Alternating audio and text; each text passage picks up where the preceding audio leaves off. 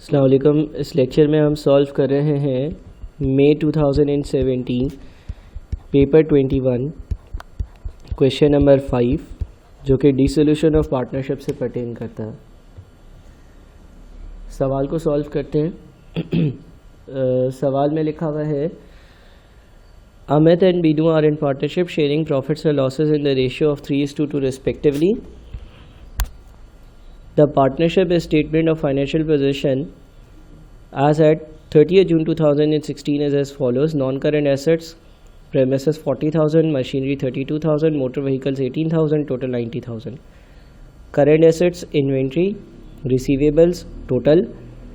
Capital account, current accounts, current liabilities. The partners agreed to dissolve the partnership on 30th June 2016. This resulted in the following. Receivables realized 12,600, payables were settled in full for 9,800, inventory was sold for 15,000, machinery was sold for 35,000. Amit agreed to take over the premises at an agreed valuation of $30,000. Binu agreed to take over one of the motor vehicles at an agreed valuation of 6,500. The remaining motor vehicle was sold for 12,000. Requirement है prepare the realization account on the dissolution of the partnership. Partnership जब dissolve करते हैं तो realisation account बनाते हैं, वो account हमें बनाना है। तो रियलाइजेशन अकाउंट बनाने के लिए चलते हैं।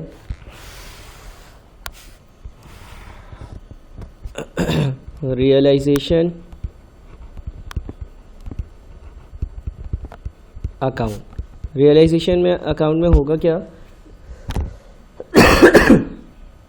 सारे एसेट्स और लाइबिलिटीज़ इसी अकाउंट में आ जाएंगे और फिर मैं इनको सेट ऑफ करूँगा। फॉर एग्ज़ाम्पल अगर ये प्रेमिसेस है 40,000 जो कि एक डेबिट बैलेंस है, तो मैं एंट्री पास करूँगा realization account debit premises credit, यानी कि मैं प्रेमिसेस में यहाँ पर 40,000 लिख दूँगा। इसी तरह से मशीनरी है 32,000, इसका एक डेबिट बैलेंस है, तो मैं रियलाइजेशन अकाउंट को डेबिट करूँगा और मशीनरी के अकाउंट को क्रेडिट करूँगा। ये करने से क्या होगा कि जो मेरे मशीनरी का अकाउंट है, प्रेमिसेस का अकाउंट है, वो सारे अकाउंट्स निल हो जाएंगे। ठीक है, मोटर व्हीकल्स के लिए भी सेम होगा, realization account debit, motor vehicle का अकाउंट क्रेडिट। उसके बाद इन्वेंट्रीज़ है हमारे पास, और जो इन्वेंट्री है वो है हमारे पास 18,600 की। Again realization account debit, inventory का अकाउंट क्रेडिट 18,600। उसके बाद 13,100 के रिसीवेबल्स है, रियलाइजेशन अकाउंट डेबिट, रिसीवेबल्स का अकाउंट क्रेडिट 13,100। मतलब सारे दूसरे अकाउंट्स क्लोज हो रहे हैं। अच्छा, उसके बाद लाइबिलिटीज़ में ट्रेड पेबल्स है 9,800, तो उसको क्लोज करने के लिए ट्रेड पेबल्स का अकाउंट डेबिट और रियलाइजेशन का अकाउंट क्रेडिट 9,800, ये भी हमारे सामने है। बैंक ओवरड्राफ्ट को हम नहीं लेकर जाते, ठीक है, जो हमारे कैश वगैरह होता है वो इस अकाउंट में नहीं जाता। बाकी मैं सारे एसेट्स को और लाइबिलिटीज़ को रियलाइजेशन अकाउंट में ले गया हूँ, उनके अपने अकाउंट का बैलेंस निल हो चुका है।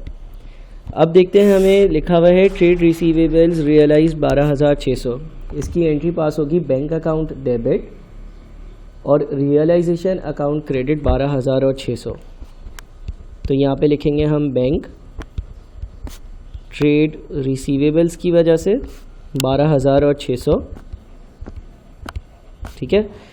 उसके बाद trade payables were settled in full for 9,800, 9,800 मैंने पेबल्स को पे किए हैं।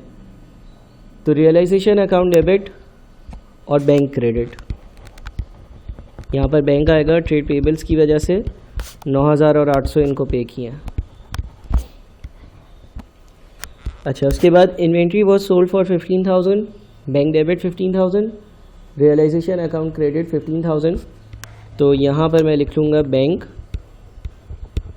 और इन्वेंट्री और 15,000, ठीक है। उसके बाद द मशीनरी वो sold for 35,000, bank debit, realization account credit, bank due to machinery 35,000। उसके बाद Amit agreed to take over the premises at an agreed valuation of $30,000। तो अमित जो है वो ख़ुद ले गया ये चीज़, यानी कि अमित का जो कैपिटल का अकाउंट है वो डेबिट होगा और जो रियलाइजेशन अकाउंट है वो हम क्रेडिट करेंगे 30,000 से। Capital Amit due to premises 30,000।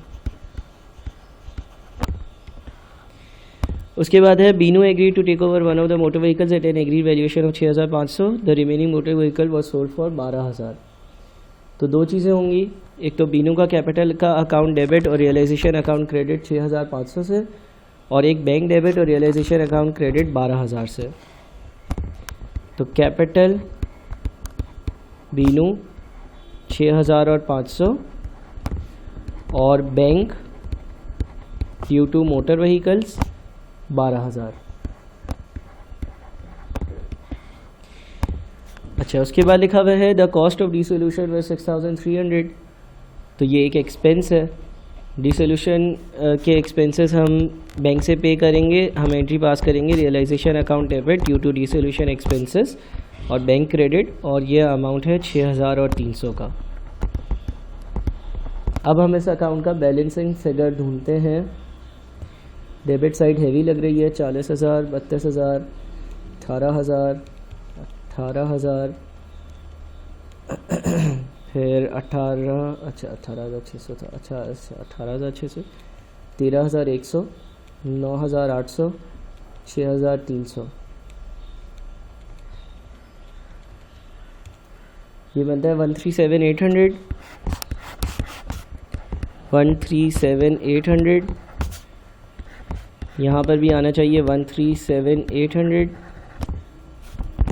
और इसमें से 9,800 को, 12,600 को, 15,000 को, 35,000 को, 30,000 को, 6,500 को और 12,000 को हम माइनस कर देते हैं तो बच जाता है 16,900।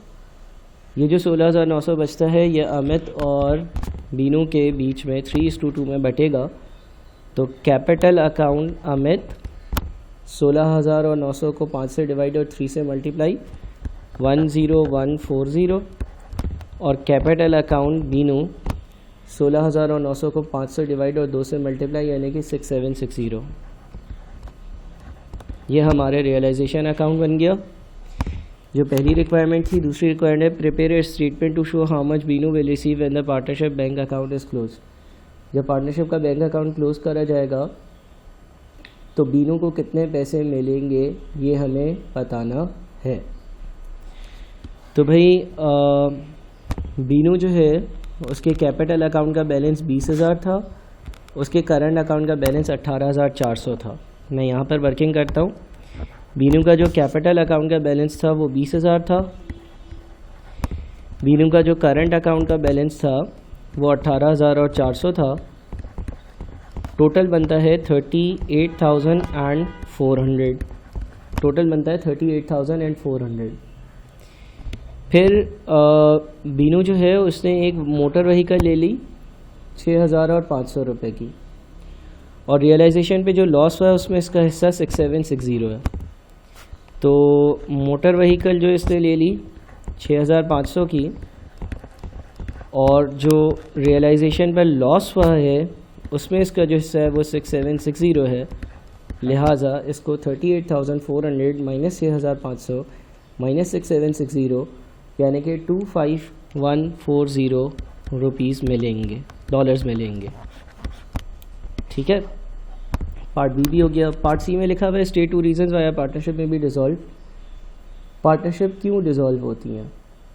तो एक उसकी रीज़न ये हो सकती है कि disagreement between partners, disagreement between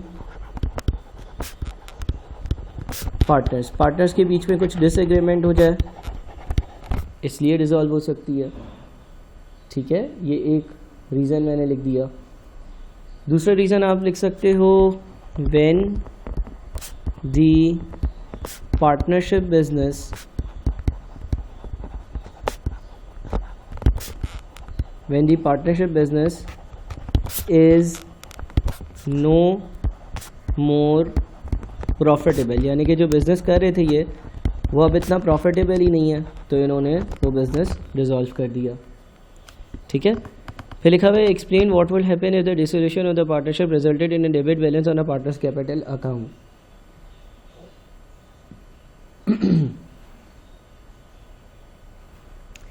अगर पार्टनर्स के कैपिटल के अकाउंट का बैलेंस डेबिट हो जब पार्टनरशिप डिसॉल्व हो रही है तो क्या होगा? तो भाई होगा ये कि पार्टनर का अगर कैपिटल अकाउंट का बैलेंस डेबिट आ रहा है विच मीन्स के नेगेटिव आ रहा है, तो पार्टनर ने उस स्पेसिफिक पार्टनर ने पार्टनरशिप को अपनी पर्सनल रिसोर्सेज से इस बैलेंस की पेमेंट करनी होगी।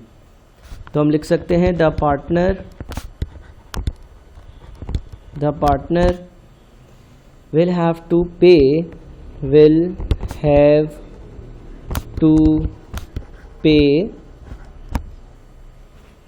this amount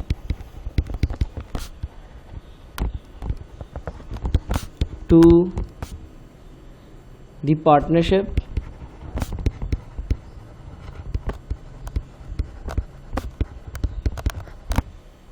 from his personal resources,